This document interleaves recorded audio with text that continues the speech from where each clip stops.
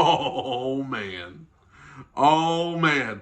The Super Bowl's back on, baby. The Super Bowl dream is back on. AFC is on notice. Tennessee Titans, 4-7. Just beat the Carolina Panthers. You don't just beat the Carolina Panthers. No, you don't just beat the Carolina Panthers unless you are an elite NFL squad. I hope you feel the sarcasm coming through.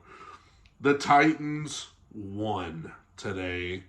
They improved to 4-7, and they looked horrible. They looked atrocious. It is the most unsatisfying win that you can think of. The Carolina Panthers, God bless you guys. Y'all are horrendous. Like, I'm sorry to any Panthers fans that see this. I ain't ever had a bad interaction with a Panthers fan. Like, y'all are good folks, I'm sure. But y'all got a bad team. And it ain't just Bryce Young. Everybody's always like, oh, Bryce Young, they screwed up by picking him. I think it's too early to say that, but, like, they got a lot of problems, okay, on that team. They're the worst team in the league, okay? And so, yes, the Titans are a touchdown better than the Panthers, but don't get too caught up in it because they would not beat, the Tennessee Titans would not beat any other team on their schedule playing like they did today. I mean, at halftime, I was like, okay, you know, doing what we doing what we should do, beating up on this horrible team, 17-3 at the half, whatever. Second half, bro, I actually thought this was Will Levis' worst game as a Titan. I'm not giving up hope before y'all all come at me and be like, it's too early to give up hope. I just ain't giving up hope in the long term. But today, I thought that it was his worst outing. I thought he missed throws, missed the one to Hopkins, would have been a huge play on a third down maybe, would have given him a first down. And then he had Hopkins streaking down the field for a touchdown. He didn't throw it to him. Looked a little antsy at times, especially in the second half. He's a rookie, and he hadn't been in there a lot, and it's a different offensive line every week. I get it, but I thought this was his worst outing because Tampa Bay, like, that was a lot of factors, like, that made that an awful performance for everybody. But this, I thought, the protection was better today. I'm not going to say it was great because it never is, but it was definitely better. And he just should have made some better throws today, should have made some better decisions. So they're as Vrabel would say, some of those decisions he cannot make. You can't miss Hopkins running down the field. You can't miss that throw when you threw it behind him. But defensively, like, the secondary is still fighting for their life. Inside linebackers are fighting for their life. The only thing the Titans did well today, their front four dominated Carolina's offensive line. Carolina, who's really not, they're struggling roster-wise right now anyway, and they're hurt. So, kind of a double whammy.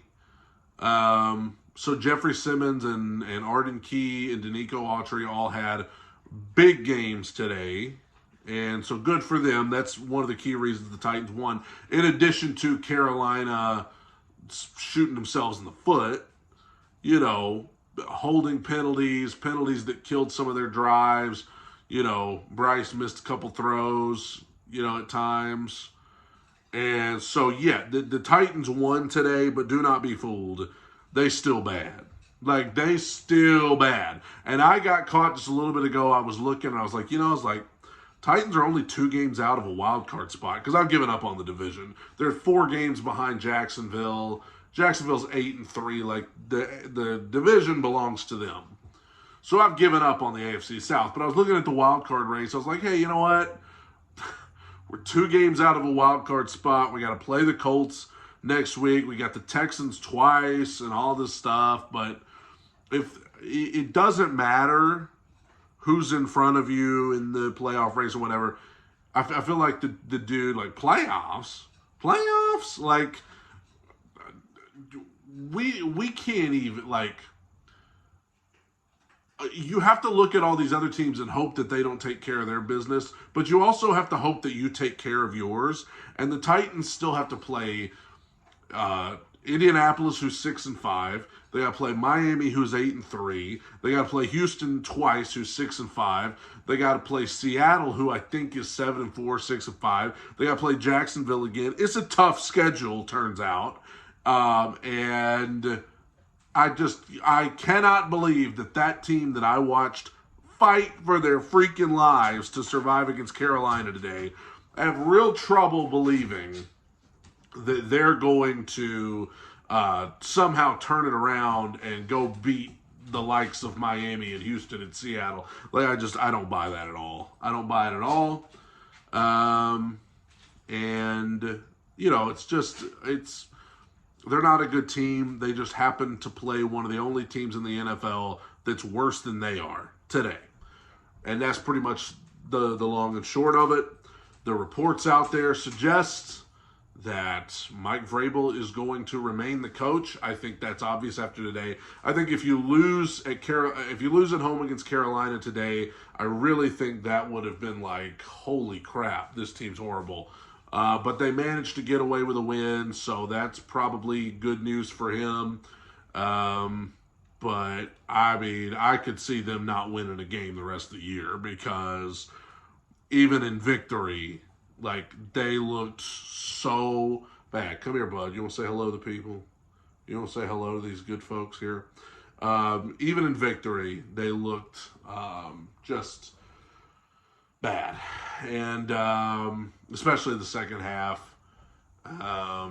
you know, there's not much else I could say that I haven't already said. Christian Fulton is a holding machine. The team, especially the defense, is very undisciplined, committing penalties left and right, you know, trying to get off the field on third down, but it's a penalty. Sometimes it's because the referees are clowns, but sometimes it's just because you committed a penalty. And that's, you know, kind of been the case all year. And that is a coaching thing. You know, you've got to be more disciplined, and the Titans aren't. The offensive line I thought was better today, but still, you know, needs to be even better. Derrick Henry played well, but yeah, I thought it was Will Levis' worst outing so far. So we'll see, but I don't have high hopes. Even after the win today, I just don't have any high hopes at all that they're gonna really turn this thing around. So that's about all I can say. It's very quiet and gloomy and rainy. And I think I'm going to go take a nap because that game lulled me to sleep. It was the most boring game I've ever seen. Thank you guys for watching. Go subscribe to Two Tone Talk Podcast. Tighten up. Bye.